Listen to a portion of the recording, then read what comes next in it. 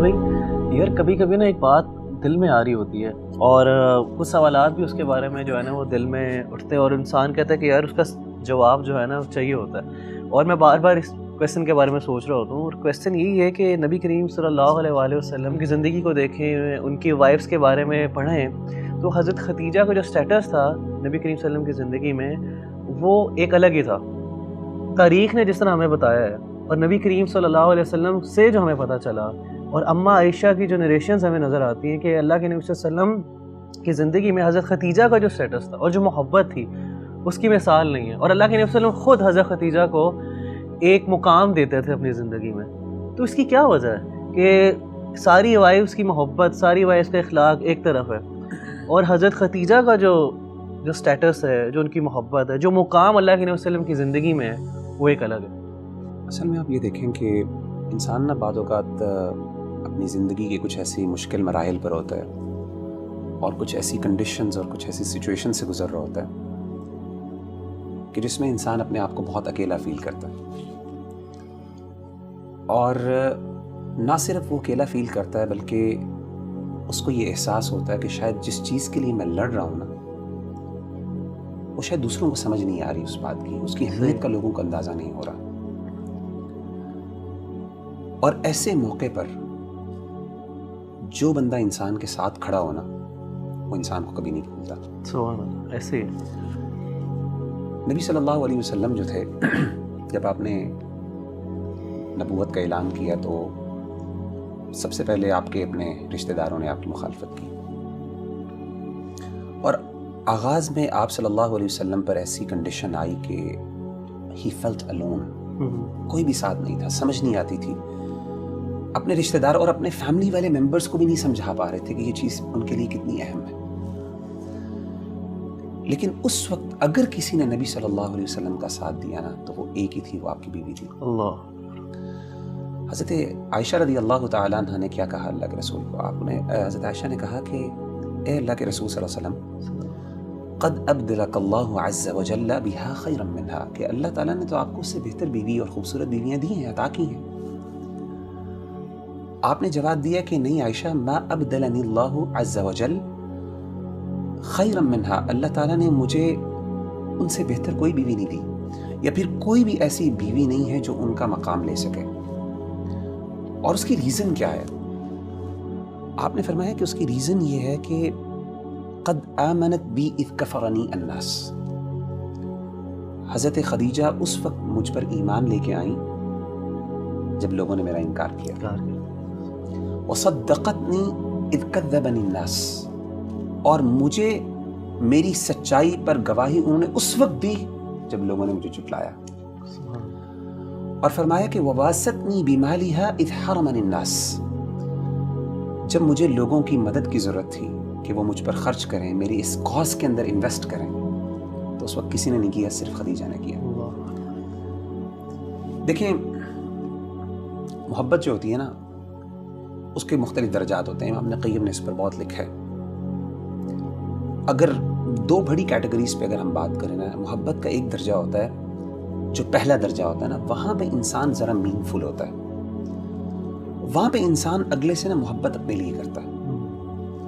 وہاں پہ یہ چیز زیادہ امپورٹنٹ ہوتی ہے کہ مجھے کیا پسند ہے اور مجھے کیا چاہیے. لیکن محبت کا جو اعلیٰ اور بڑا درجہ ہے نا وہ یہ ہوتا ہے جب انسان اس لیول پہ پہنچ جاتا ہے کہ پھر وہ محبت اپنے لیے نہیں بلکہ اگلے کے لیے محبت کرتا ہے. اس کو پھر وہ اچھا لگتا ہے جو اگلے کو اچھا لگتا ہے. اس کے نزدیک وہ اہم ہوتی ہے جو اگلے کے لیے اہم ہوتی ہے, اگرچہ وہ اس کو بظاہر سمجھ نہ بھی آتی ہو. یہ جو محبت ہے نا, یہ محبت کا درجہ جب انسان کو مل جاتا ہے نا, اور یہ جس کے ساتھ انسان کا تعلق ہونا, ایسا تعلق کبھی بھلایا نہیں جا سکتا. اسی لیے دیکھیں کہ حضرت خدیجہ رضی اللہ تعالیٰ نے سب کچھ جو بھی تھا اللہ کے رسول پہ لوٹا دیا جب آپ کو سب سے زیادہ ضرورت تھی. اور آپ نے یہ بھی فرمایا کہ اللہ تعالیٰ نے مجھے ان سے اولاد بھی دی ہے, 6 بچے دیے آپ کو, الحمدللہ, 2 بیٹے اور 4 بیٹیاں. اور انسان اپنی بیوی سے اس لیے بھی محبت کرتا ہے کہ وہ آپ کے بچوں کی ماں ہوتی ہے, سیدھی سی بات.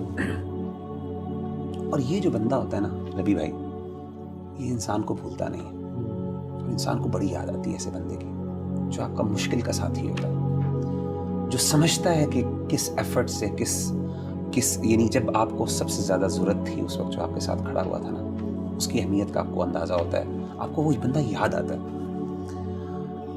آپ نے واقعہ سنا ہوگا جنگ بدر کا کہ اللہ کے رسول صلی اللہ علیہ وسلم کے داماد حضرت ابو العاص رضی اللہ تعالیٰ عنہ بعد میں مسلمان ہو گئے تھے، اس وقت مسلمان نہیں تھے. یہ آپ کی سب سے بڑی بیٹی حضرت زینب کے ہسبینڈ.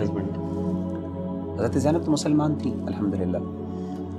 ابو العاص جو تھے یہ بعد میں مسلمان ہوئے. جنگ بدر میں انہوں نے مسلمانوں کے خلاف لڑائی کی، کافروں کے ساتھ تھے. اللہ تعالیٰ نے جنگ بدر میں مسلمانوں کو فتح عطا کی اور ابو العاص قیدی بن کے آئے.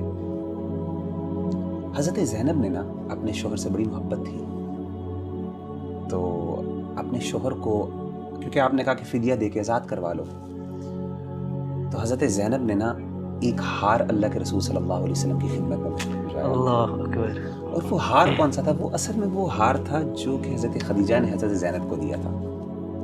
اور کس لیے بھجوایا کہ آپ میرے شوہر کو آزاد کر لیں، یہ ہار لے لیں اور اس کی قیمت کی وجہ سے آپ اس کو آزاد کر دیں.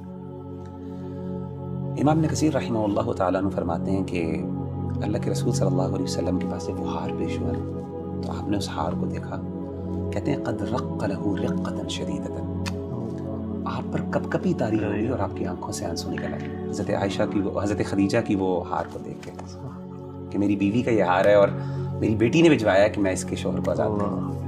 آپ کی آنکھوں سے آنسو نکل آئے. اور آپ نے پھر صحابہ سے کہا، انہوں نے کہا کہ ان استطعتم ان تطلقوا اسیرها ففعلوا، اگر تم اس کو آزاد کر دو تو کیا فرق پڑے گا. تو انہوں نے کہا کہ اللہ کے رسول آپ کی بیٹی ہے، آپ کا داماد ہے، کیوں تم آزاد کر دیتے ہیں. آزاد کر دیے بغیر کسی وجہ سے، اور آپ نے وہ ہار واپس بھجوا دیے. تو ربی بھائی یہ جو محبت ہے نا، یہ والی جو محبت ہے، جو ساتھی والی محبت ہے کہ جو آپ کے ساتھ ہو، جو آپ کا مددگار ہو، جو آپ کا یار، the one who has your back actually، اور وہ آپ کی بیوی ہو، آپ کے گھر والی ہو، جب کوئی بھی نہیں تھا آپ کے ساتھ، یہ محبت بہت اعلیٰ درجے کی ہوتی ہے. اسی لیے آپ دیکھیں کہ اللہ تعالیٰ نے جو حضرت خدیجہ کو مقام دیا وہ کسی اور وائف کو نہیں دیا. حضرت جبریل علیہ السلام ایک دفعہ آئے اللہ کے رسول کے پاس اور آ کے کہا کہ اللہ کے رسول حضرت خدیجہ جو ہیں وہ بھی آپ کے پاس آ رہی ہیں، تشریف لے کے آ رہی ہیں، اور ان کے ہاتھ میں کچھ کھانا ہے، کھانے پینے کی چیزیں ہیں.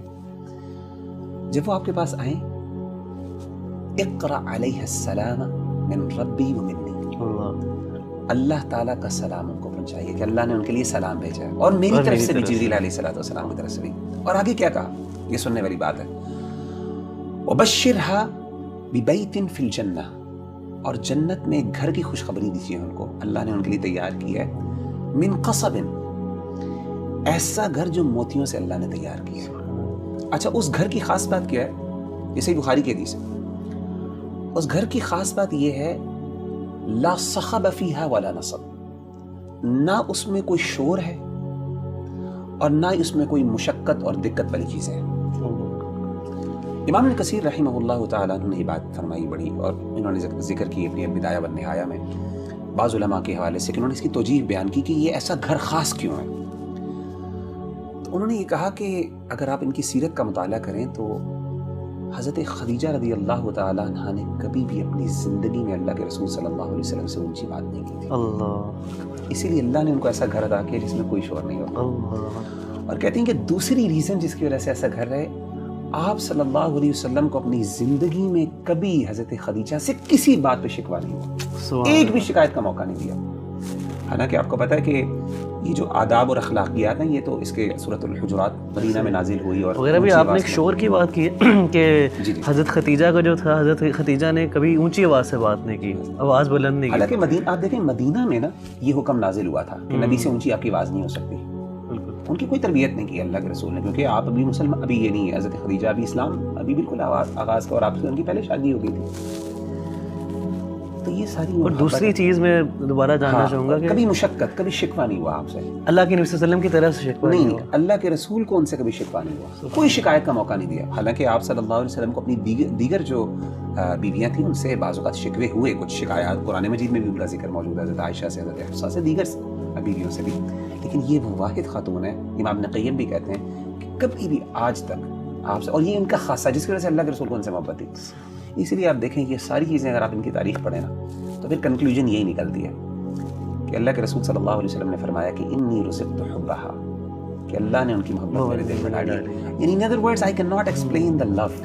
لو کا ایک خاص لیول ہوتا ہے جہاں پہ جا کے نا آپ لو کو ایکسپلین نہیں, محبت کو ایکسپلین نہیں کر سکتے. وہ محبت ہی کیا جس کو آپ سمجھاتے ہیں.